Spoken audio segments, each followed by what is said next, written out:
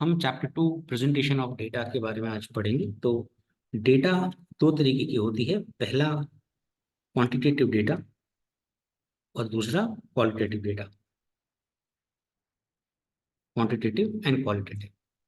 जब आप data collect करते हैं वेरिएबल पर तो वो क्वांटिटेटिव डेटा हो जाता है। अब वेरिएबल क्या होता है? Which varies from unit to unit. आप यहाँ पर जैसे आपने 50 फैमिलीज की डेटा कलेक्ट की कि उनके घर में कितने बच्चे हैं, तो किसी के घर में 0 बच्चे थे, किसी में 1, किसी में 2, किसी में 3। तो नंबर ऑफ चिल्ड्रन वेरी कर रहे थे, इसीलिए वो वेरिएबल है। तो वेरिएबल से एसोसिएटेड डेटा को हम क्वांटिटेटिव डेटा कहते हैं। करेक्ट। मान लीजिए आपने लास्ट 60 डेज में एक मोबाइल मैन्युफैक्चरिंग कंपनी ने कितने मोबाइल्स बनाए हैं उसके बारे में डेटा कलेक्ट करिए। तो ये देखिए वैरी कर रहा है, first day, second day, third day, right. तो ये वेरिएबल है। तो जब आप वेरिएबल पर बेस्ड डेटा कलेक्ट करते हैं तो उसे हम क्वांटिटेटिव डेटा कहते हैं। मान लीजिए आप डेटा कलेक्ट कर रहे हैं about women working in a factory, right. तो वो मैरिड हैं कि अनमैरिड हैं, एक्सपीरियंस्ड हैं कि इनएक्सपीरियंस्ड हैं। तो यहाँ पर आपका फोकस जो है वो कैरेक्टर पर है, एट्रीब्यूट पर है। तो जब हम एट्रीब्यूट से रिलेटेड डेटा कलेक्ट करते हैं तो it is called as a qualitative data, right. तो डेटा जब एट्रीब्यूट पर बेस्ड होती है तो क्वालिटेटिव, जब वेरिएबल पर बेस्ड होती है तो क्वांटिटेटिव। अब आपने ये डेटा कलेक्ट करी, ये वेरिएबल पर बेस्ड है, ये वेरिएबल पर बेस्ड है और ये एट्रीब्यूट पर बेस्ड है। अब ये डेटा का स्टैटिस्टिक्स एक साइंस है जिसमें डेटा कलेक्ट तो की जाती है। फिर हम लोग, अगर आप डेफिनेशन का लास्ट पार्ट पढ़ें तो लिखा हुआ है उस डेटा को एक्सप्लोर और कंपेयर करने के लिए। तो ये फॉर्म में हम डेटा को एक्सप्लोर नहीं कर सकते हैं, राइट। बिकॉज स्टैटिस्टिक्स एक साइंस है जिसमें हमें डेटा को एक्सप्लोर करना है, कंपेयर करना है। और इस फॉर्म में डेटा को ना हम एक्सप्लोर कर सकेंगे ना कंपेयर कर सकेंगे, इसीलिए हमें डेटा प्रेजेंटेशन सीखना है। अब डेटा प्रेजेंटेशन के लिए डेटा क्लासिफिकेशन आना चाहिए। तो क्वांटिटेटिव डेटा को जब प्रेजेंट किया जाता है तो उसको क्लासिफाई किया जाता है डिस्क्रीट वेरिएबल से या कंटिन्यूअस वेरिएबल से। अब जैसे कि आपने डेटा कलेक्ट की, number of days a student was absent. Now it is varying from somebody was absent for 1 day, somebody was absent for 2 days, 3 days, तो ये वेरिएबल है, करेक्ट। अब ये जो डेटा है वो डिस्क्रीट डेटा है बिकॉज आप काउंट कर रहे हैं। मान लीजिए आपने डेटा कलेक्ट की कि output of a worker in a factory, एक वर्कर कितने यूनिट्स बना के देता है, तो वो आप काउंट कर सकते हैं। तो जो आप काउंट कर सकते हैं उसको हम कहते हैं डिस्क्रीट वेरिएबल। अब वेरिएबल तो हो गया, variable is a generic word, right, which is associated with quantitative data. अब वेरिएबल में दो तरीके के होते हैं, डिस्क्रीट एंड कंटिन्यूअस। तो ये जो दो एग्जांपल्स हैं ये डिस्क्रीट के हैं।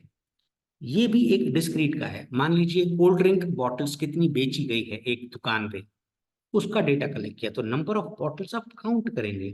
तो जो चीज आप काउंट करते हैं उसे हम कहते हैं डिस्क्रीट वेरिएबल। मान लीजिए आपने डेटा कलेक्ट की कि वीट क्रॉप पर एकड़ कितनी हुई है, तो क्विंटल्स में है। अब यहां पर यूनिट ऑफ मेजरमेंट लग गया, क्विंटल्स। अगर यूनिट ऑफ मेजरमेंट लग जाता है तो वो हो जाती है कंटिन्यूअस वेरिएबल की डेटा। मान लीजिए आपने सर्वे किया 50 employees in office regarding their computer usage time. अब देखो टाइम इन आवर्स है, यूनिट ऑफ मेजरमेंट लग गया। तो जब यूनिट ऑफ मेजरमेंट लगता है तो वो बन जाता है कंटिन्यूअस वेरिएबल। ओके। अब डिस्क्रीट वेरिएबल से बनता है discrete frequency distribution, continuous variable से बनता है कंटिन्यूअस फ्रीक्वेंसी डिस्ट्रीब्यूशन। ऐसे ही जब क्वालिटेटिव डेटा को प्रेजेंट करना होता है तो एक होता है सिंपल क्लासिफिकेशन, एक होता है मैनीफोल्ड क्लासिफिकेशन। मान लीजिए आप यूनिवर्सिटी में गए और नंबर ऑफ स्टूडेंट्स के बारे में डेटा कलेक्ट किया और उसको जेंडर वाइज डिवाइड कर दिया, बॉयज एंड गर्ल्स। तो पता चला 25,750 बॉयज हैं, 24,250 गर्ल्स हैं। इसको कहते हैं simple classification. Only one attribute boy and girl, definitely they are mutually exclusive, boys और गर्ल्स। पर मान लीजिए आप डेटा कलेक्ट कर रहे हैं बॉयज गर्ल्स, तो ठीक है। अब उस यूनिवर्सिटी में कॉमर्स में कितने हैं, आर्ट्स में कितने हैं, साइंस में कितने हैं, इंजीनियरिंग में कितने हैं, मेडिकल में कितने हैं, तो इस डेटा को हम कहते हैं मैनीफोल्ड क्लासिफिकेशन। तो डेटा कलेक्शन के बाद डेटा प्रेजेंट की जाती है, राइट। अब डिस्क्रीट वेरिएबल क्या होता है, मैंने आपको बताया, if a variable can assumes definite और countable values with in the specified range then it is called as a discrete variable. जैसे number of children per family, number of accidents on road, runs scored in a cricket match.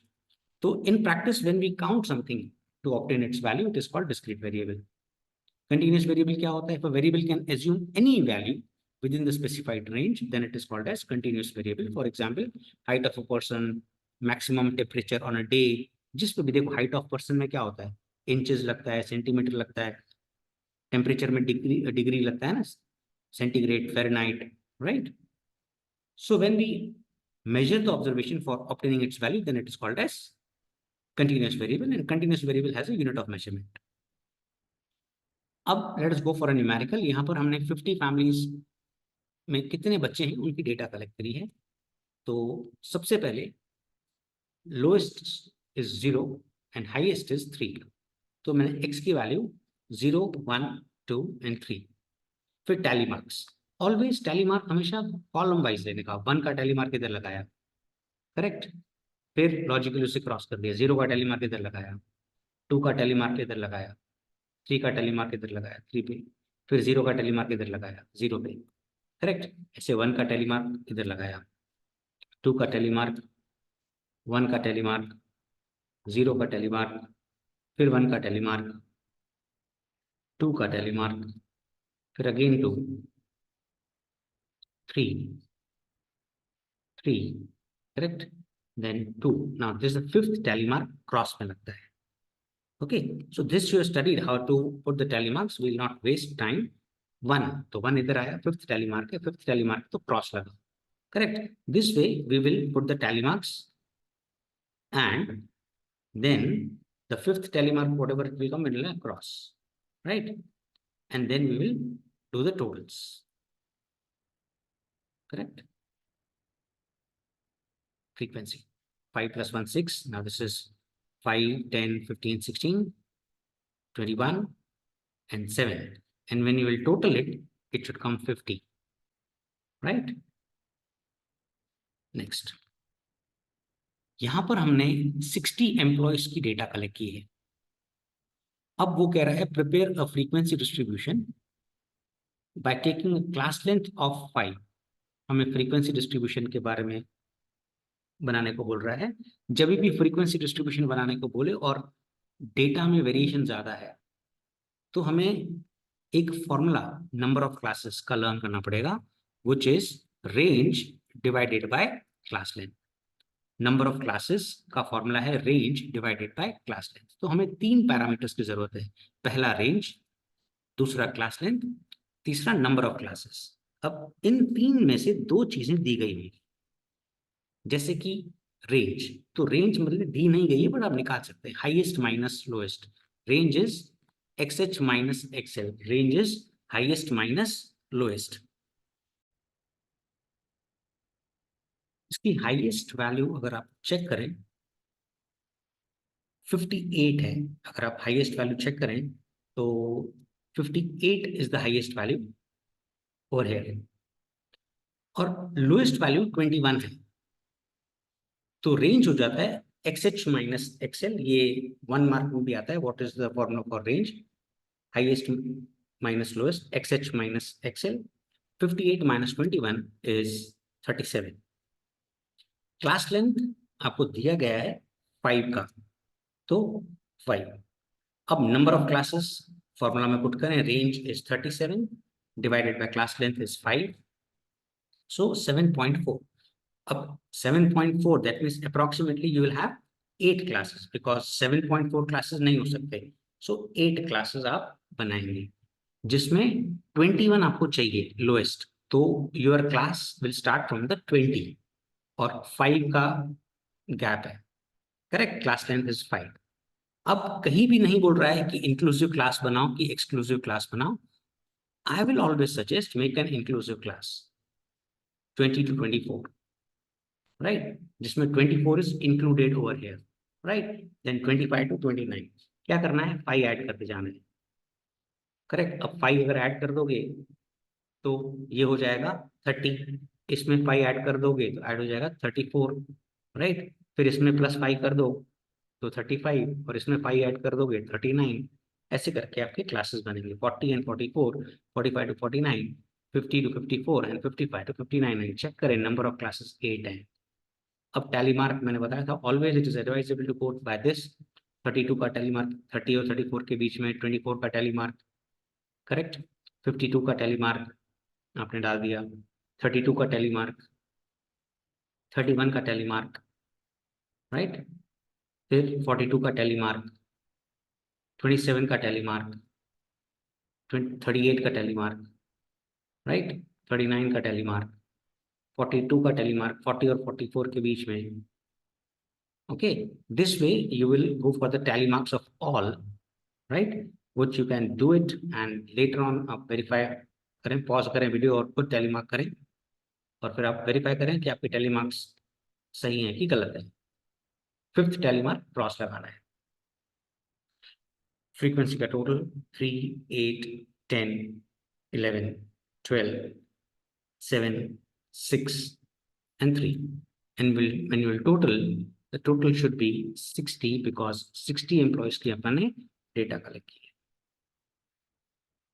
Next, the data regarding the number of mobile phones produced during the last 60 days by a mobile phone manufacturing is given below. Distribute it into 10 classes. अब यहाँ पे 10 classes बनाने हैं। तो number of classes का मैंने आपको formula दिया था, range divided by class length. तो 3 पैरामीटर्स हमेशा हमारे को चाहिए, range, class length and number of classes. अब रेंज होता है highest minus lowest, XH minus XL।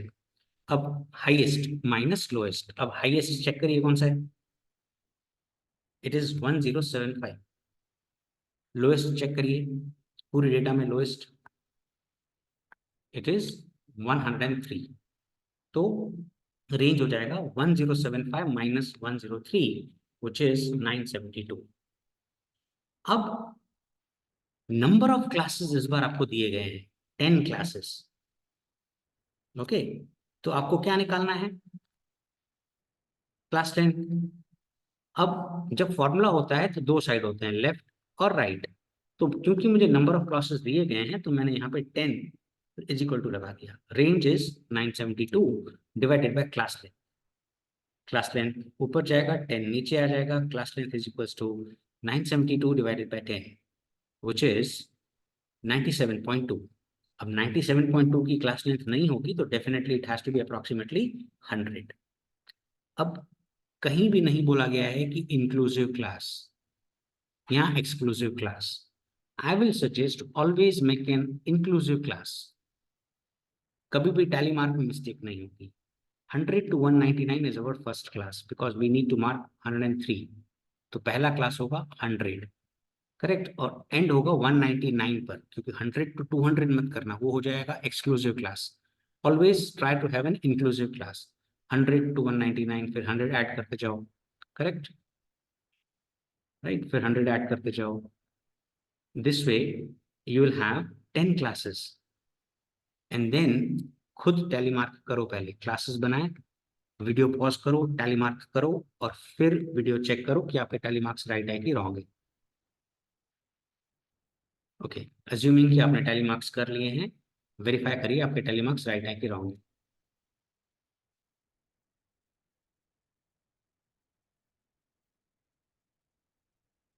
Correct. After that, you will do the totals, and when you will do it, you will get 60. अब ये सम 3 mark में आता है, कह रहा है obtain less than type cumulative frequency. Less than type cumulative frequency.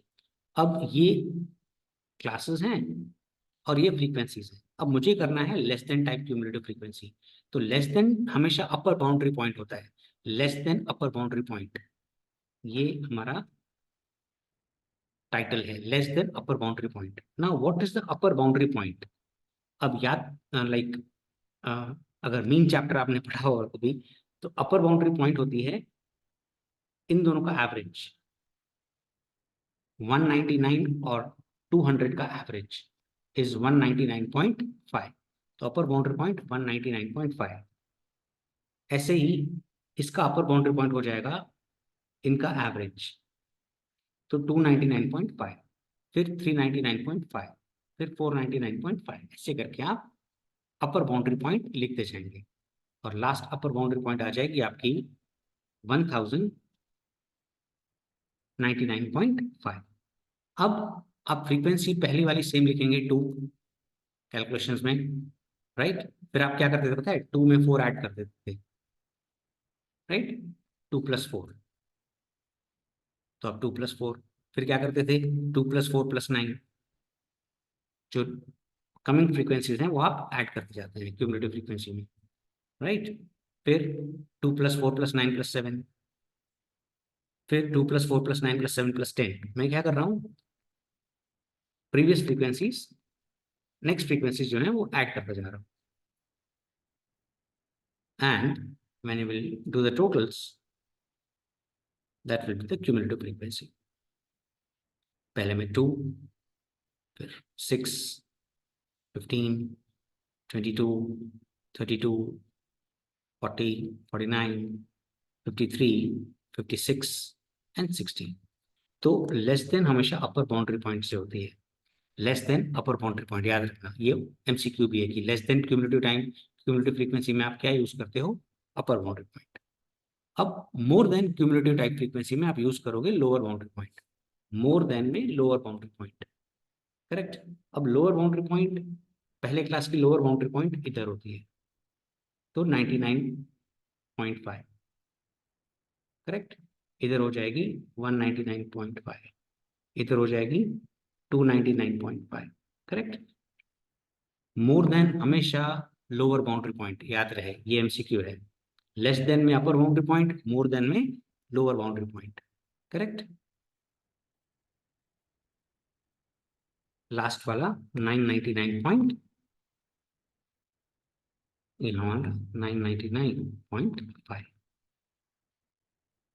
Correct. Less than में always upper boundary point, ये एमसीक्यू है, और मोर देन में हमेशा लोअर बाउंड्री पॉइंट। अब कैलकुलेशंस में पहले में सब कुछ लिखने का, सारी फ्रीक्वेंसी, राइट।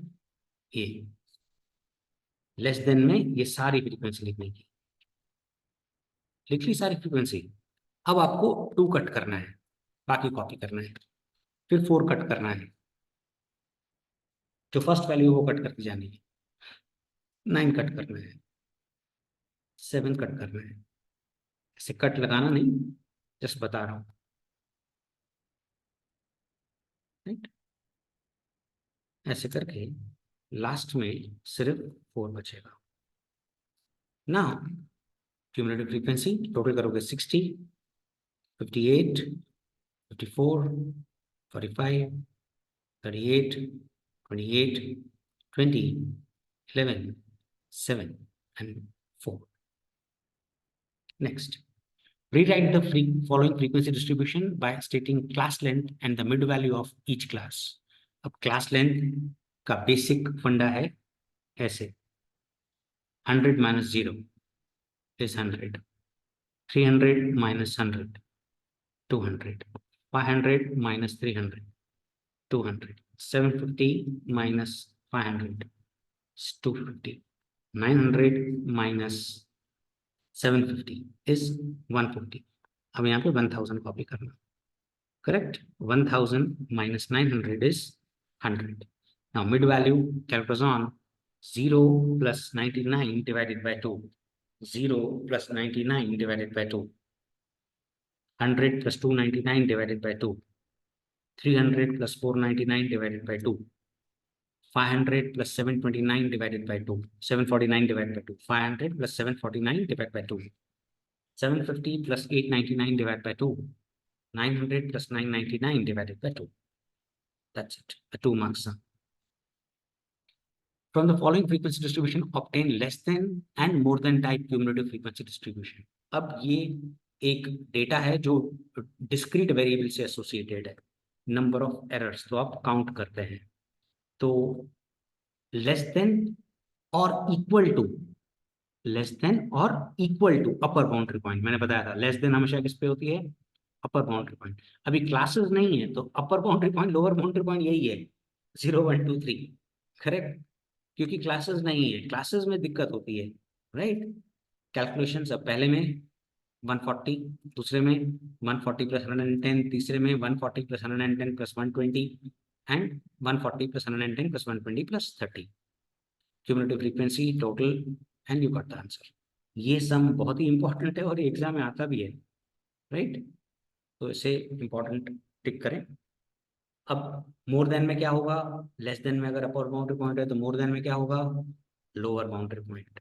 तो मोर देन और इक्वल टू में यहाँ पे सिर्फ ये शब्द लिखना है, क्योंकि क्लासेस नहीं है तो और इक्वल टू शब्द लिखा है, जबकि हमने पिछले सम में और इक्वल टू शब्द नहीं लिखा था, सिर्फ लोअर देन लिखा था। इसमें भी अपन ने सिर्फ मोर देन लिखा था, right. Less than and more than लिखा था, और इक्वल टू शब्द नहीं लिखा था। यहाँ पर हमें और इक्वल टू शब्द लिखना है, दैट्स द डिफरेंस। क्योंकि क्लासेस नहीं है इसलिए और इक्वल टू शब्द लिखना है।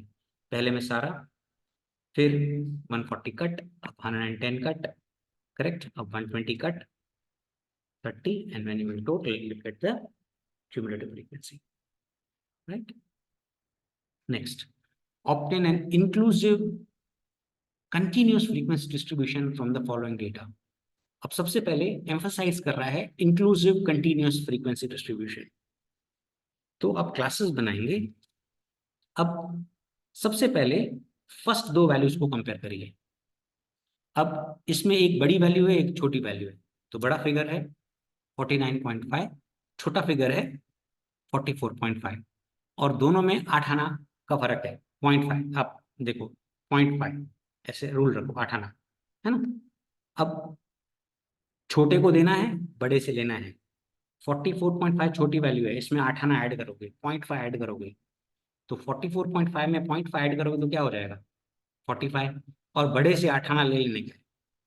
तो 49.5 में से 0.5 माइनस करोगे तो क्या हो जाएगा 49। तो पहला क्लास हो गया 45 टू 49। अब आप ध्यान से गौर करें तो इसमें हर एक में 5 का गैप है। All the classes are having a gap of 5। तो अब इसमें +5 कर दीजिए और इसमें भी +5 कर दीजिए, तो ये हो जाएगा 50 टू 54। अब इसमें +5 कर दीजिए, इसमें +5 कर दीजिए, करेक्ट। तो 55 टू 59, इसमें +5 करेंगे, इसमें +5 करेंगे, करेक्ट। तो ऐसे करके आपको क्लासेस आते जाएंगे, राइट। अब फ्रीक्वेंसीज, बड़ी फ्रीक्वेंसी में से छोटी फ्रीक्वेंसी माइनस, राइट। बड़ी फ्रीक्वेंसी में से छोटी फ्रीक्वेंसी माइनस, क्योंकि क्यूमुलेटिव फ्रीक्वेंसी है। बड़ी फ्रीक्वेंसी में से छोटी फ्रीक्वेंसी माइनस, बड़ी फ्रीक्वेंसी में से छोटी frequency minus. This is a trick to solve the sum. बड़ी फ्रीक्वेंसी में से छोटी फ्रीक्वेंसी माइनस, राइट। एंड 10 माइनस 0 इज 10। और लास्ट क्लास लिखने की जरूरत ही नहीं है क्योंकि 0 है, राइट। टोटल करेंगे, इट हैज टू बी 500। अब यहां पर बोल रहा है exclusive continuous distribution, exclusive, okay. अब एक्सक्लूसिव में हमें क्या करना है, बड़ा छोटा नहीं करना है। इंक्लूसिव में बड़ा छोटा करना था। एक्सक्लूसिव में जो फर्स्ट दो वैल्यूज हैं 30 और 35, वो हमारा फर्स्ट क्लास। फिर नेक्स्ट क्या है 35 टू 40, वो हमारा next class. 40 to 45 next, 45 to 50 next, 50 to 55 next, 55 to 60 next, 60 to 65, 65 to 70, correct. तो बड़ा छोटा कब करने का, जब इंक्लूसिव बोले तो बड़े से 8 आना ले लेने का, छोटे को 8 आना दे देने का, करेक्ट। 0.5 का जब गैप हो, लाइक 0.5 हो समथिंग। फ्रीक्वेंसी, अब देखो 30 टू 35 ये लेस देन 30 है, हाँ। अभी 30 टू 35, करेक्ट। तो 17 माइनस 0 इज 17। अब 25 minus 17 8, 40 minus 25 15, 48 minus 40 8, 54 minus 48 57 minus 54, 59 minus 57, 60 minus 59, and you got the frequencies. The total has to be 60. अब यहां पर हमें मिड वैल्यूज और फ्रीक्वेंसी दी गई है और क्लास लेंथ दी गई है। हमें निकालना है ओरिजिनल फ्रीक्वेंसी डिस्ट्रीब्यूशन। तो क्लासेस में लोअर लिमिट का फॉर्मूला होता है, lower limit is mid value minus half C, mid value minus half C, mid value minus half C, lower limit is mid value minus half C. Now first class का mid value क्या दे रखा है 25 minus half of class length. Now what is the class length 50, 50 का half 25। अब 25 minus 25 is 0, correct. तो यहां पर लिख दो 0। अब अपर लिमिट का फॉर्मूला है mid value plus half C, mid value plus half C. Now what is the mid value, mid value is 25 plus half C, class length is 50, 50 का half 25, correct, half C which is 50। अब upper limit आ गई 50। अब ये मेरा first class बन गया।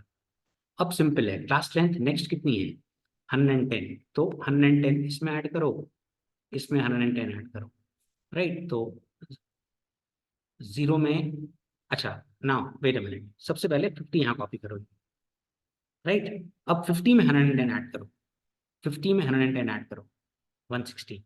अब 160 यहाँ कॉपी करेंगे, 160 में 140 ऐड करो तो 300। अब 300 यहाँ कॉपी करेंगे, 300 कॉपी हो गया, 300 में आप क्या ऐड करोगे 200, तो 500 हो जाएगा। 500 यहाँ कॉपी करो, 500 में ऐड करो 300, तो हो जाएगा 800, राइट। 800 यहाँ कॉपी करो, 800 में ऐड करो 200, तो हो जाएगा 1000। फ्रीक्वेंसीज जो दे रखी हैं ये मैंने ऐसे जस्ट कॉपी की, and the total has to be 250। Next, information regarding the number of accidents in a city during the year is as under, find an inclusive, inclusive है यानी छोटा बड़ा, याद है, करेक्ट। अब लोअर लिमिट का formula क्या है mid value plus half C, mid value minus half C, lower limit is mid value minus half C. Now what is mid value 11.5 minus half C. अब आप चेक करें हर एक में जो क्लास लेंथ है वो 10 का गैप है, कांस्टेंट है। तो 10 का हाफ, 10 का हाफ होता है 5, करेक्ट। तो 6.5 upper limit mid value plus half C, mid value plus half C. Mid value कितनी है 11.5 plus half of class length is 10, half of that is 5, correct. अब ये हो गया छोटे बड़े, ये छोटे और ये बड़ा, करेक्ट। दोनों में आठाना आठाना है, 0.5 तो क्या करेंगे छोटे को आठाना दे देंगे, तो 6.5 में 0.5 ऐड 7, बड़े से आठाना ले लेंगे तो 16, करेक्ट। तो वहां पे 7 और यहाँ पे 16, क्लियर। जहां पर भी इंक्लूसिव क्लास होगा तो छोटे बड़े लगेगा, करेक्ट।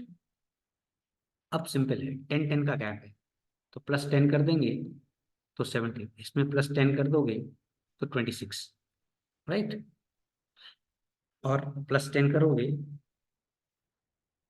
27, प्लस 10 करोगे 36, 37 एंड 46, 47 एंड 56, क्योंकि यहाँ पे इंक्लूसिव बोला है, राइट। और इस सम में हमने एक्सक्लूसिव बनाया है,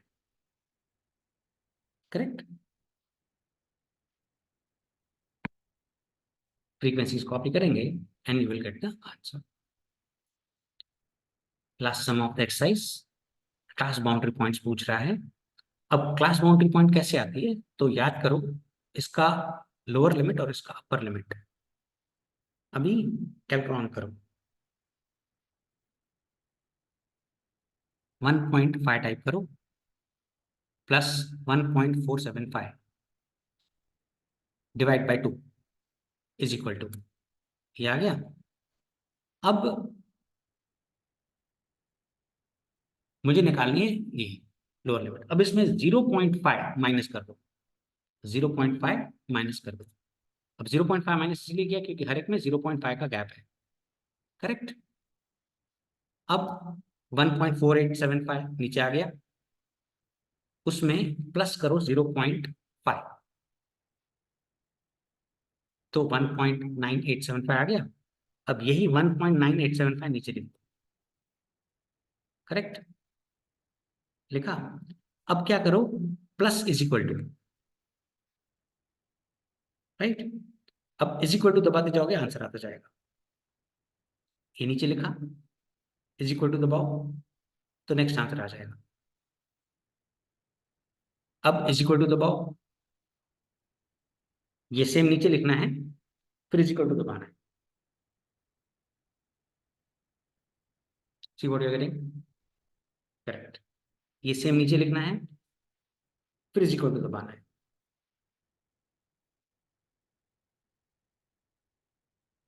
and you will get the value.